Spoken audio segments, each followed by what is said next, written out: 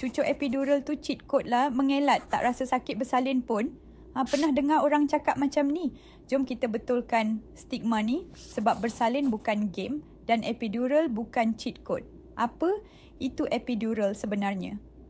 Epidural adalah suntikan ubat tahan sakit ke ruang saraf tulang belakang. Tujuannya, kurangkan rasa sakit kontraksi dan proses bersalin, tapi bukan hilangkan semua rasa. Ibu masih sedar, masih meneran, masih alami tekanan, cuma tanpa kesakitan melampau yang boleh buat trauma. Kenapa ada yang anggap mengelat?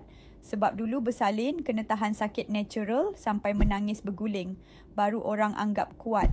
Anggapan lama, kalau guna bantuan, kira tak original lah bersalin tu.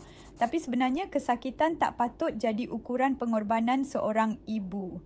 Fakta, epidural. Tak kurangkan jasa, seorang ibu rasa sakit tak boleh nilai level kasih sayang. Ada ibu yang alami komplikasi, tekanan darah turun, sukar meneran atau perlu bantuan vakum atau forceps walaupun dah ambil epidural.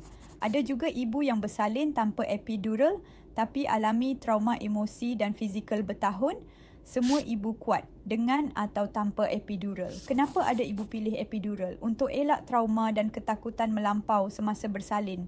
Untuk bantu kawal tekanan darah bagi ibu berisiko. Untuk pastikan ibu boleh rehat, tidur sekejap dan simpan tenaga untuk meneran. Kadang atas nasihat doktor, bukan suka-suka minta. So tolong ya, jangan judge cara seorang ibu bersalin. Bukan senang nak keluarkan nyawa dari badan dengan atau tanpa epidural. Komen.